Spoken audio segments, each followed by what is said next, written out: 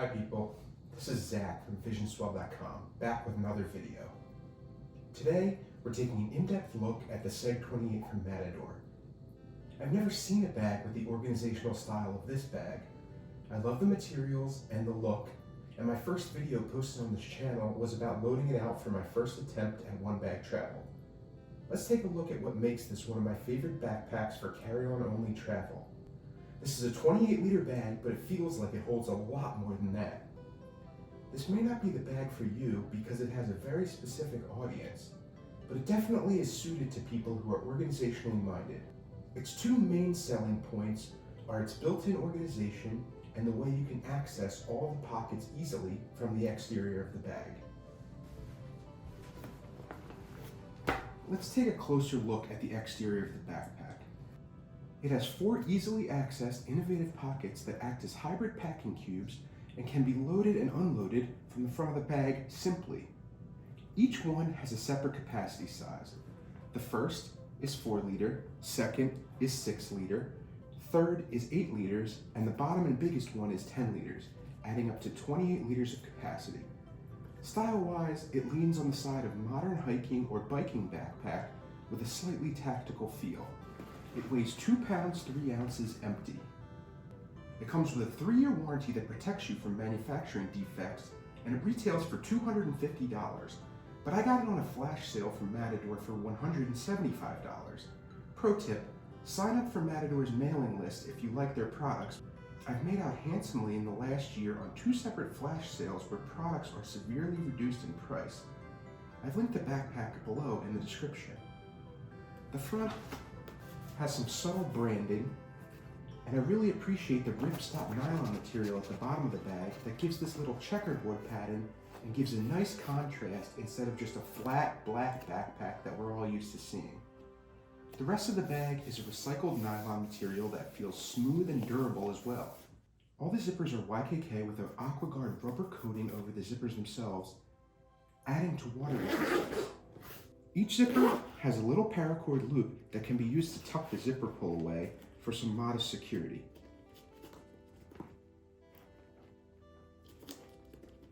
It can also be used for leverage to pull the zippers open and closed, and it can even be used as an attachment point for carabiners or shock cord. All of the zipper pulls are durable paracords sealed with heat shrink wrap over the knot, and they feel great.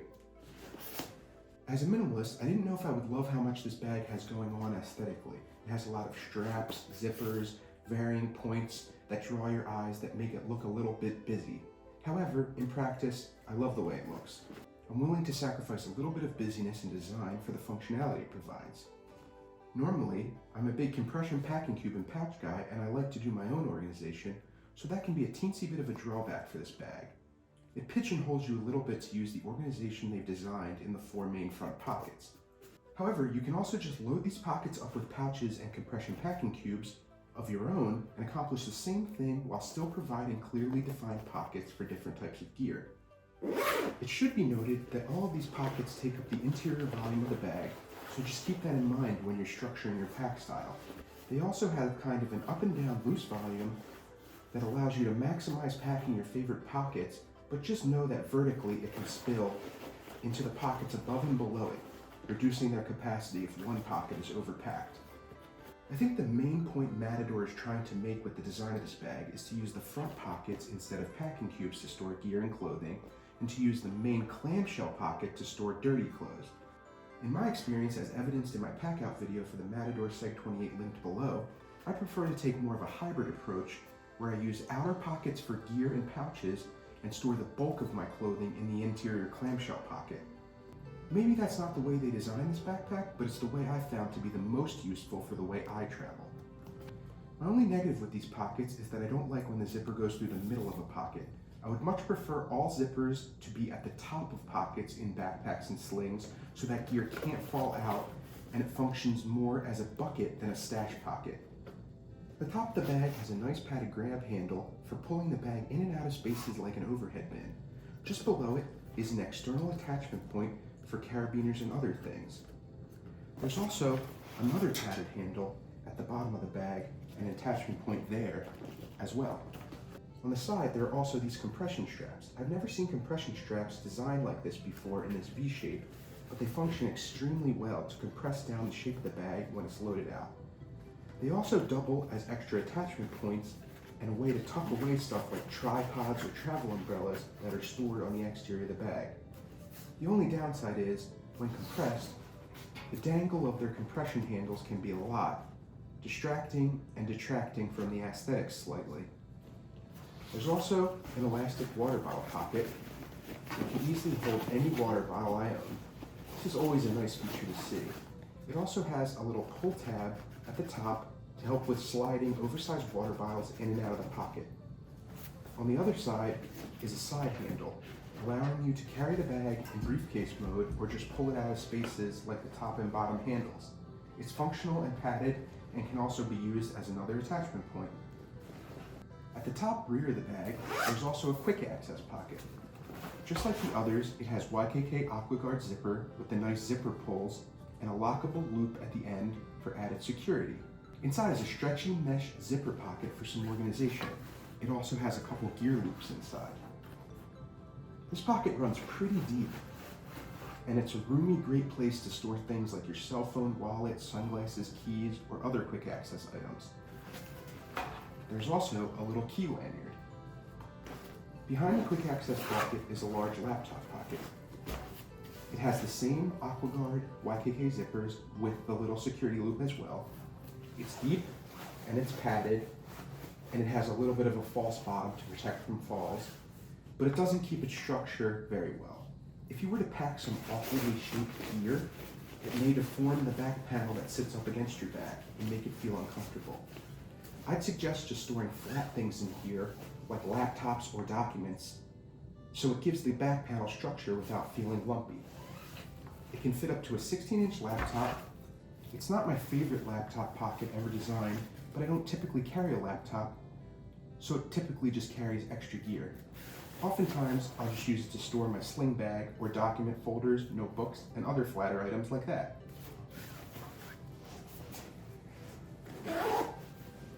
Let's talk about the harness system. At the top of the straps is a hanging handle to hang your bag up. It's more there to place over a hook than it is for carry, but it can be used for carrying the bag in a pinch. The shoulder straps have some exterior lashing points for carabiners, keys, flashlights, or other things you want easily accessible while wearing the backpack. The shoulder straps are sewn in one continuous piece, which means they don't have a stitch point that digs into your shoulder blades. They're well padded with a breathable mesh, and they feel comfortable even when the backpack is filled to capacity. They have a nice width and contour and help to disperse the weight of the bag and fit comfortably against your shoulders.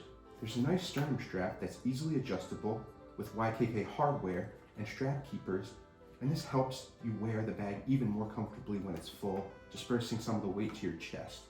Not shown is the hip belt because it's detachable and I almost never use it. It's too thin to be useful and I've never felt I needed it. You could always attach an aftermarket hip belt with better construction if it's a must for your travel. I just wish there were load lifters to adjust the height of the bag when it's on your back, because while wearing it, the top segment of the bag sticks up a little bit. It's a minor gripe, but would definitely be nice to adjust the center of gravity as needed. The back panel is well padded and well ventilated, and also has a luggage pass-through for pairing with the roller suitcase.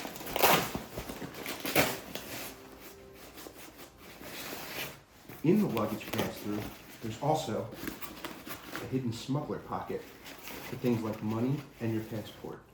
This is a really useful and secure pocket, and I find myself using it to store my emergency wallet when I'm on the road. It's secured with Velcro, so it's not the easiest to access, but it's good for things you need to keep mostly hidden away. Let's talk about the interior clamshell portion of the bag. Just like the front segments, it has a YKK zipper with AquaGuard, as well as the same zipper pulls and security features mentioned previously.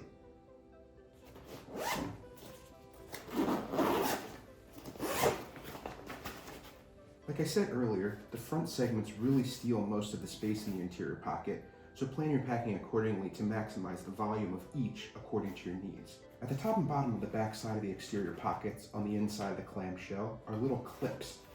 In case you're not using the exterior pockets, there's a way to kind of cinch away and compress the bulk of these pockets to give more interior volume. they function well enough. The main clamshell portion is a large pocket with no internal organization. The stash pocket at the top of the bag kind of just dangles inside. If it's super packed out, it will spill over into the interior volume of this main compartment. I haven't found this to be much of an issue though. I find the interior pockets have ample room for compression packing cubes filled with clothes and things like snorkels, shoes, jackets, and other moderately squishable items. As you load this thing out, you'll see that you can just keep filling it and filling it. While I appreciate all the extra room, it can be a bit overwhelming if you're looking to pack minimally. I found it kind of in opposition to my philosophy of minimalist packing because it encouraged me to pack more than I needed to bring.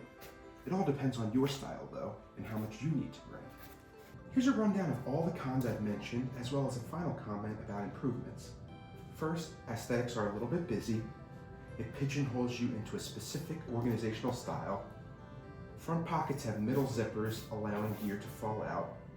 Not the best laptop pocket, not a great hip belt, could use some load lifters, and it encourages overpacking.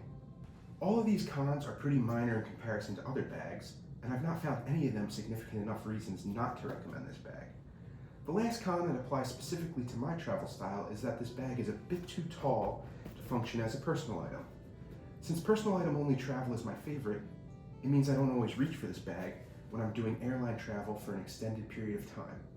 One remedy for this would be to remove the top 4-liter external pocket and reduce the overall height of the bag to within most airlines' personal item dimensions. A 24-liter version of this bag would tick all my boxes and allow me to recommend this wholeheartedly to minimalist travelers. As it stands for now, I'd only recommend this bag for carry-on only travelers who don't mind storing it in the overhead bin. It can be stuffed under a seat, but it severely reduces legroom and makes for an uncomfortable flight. Trust me, I've tried it. I'm excited to see any future iterations Matador makes for this bag because it's a great backpack, but could use some minor tweaks to make it an absolute game changer. Please like, comment, and subscribe, and thanks for watching.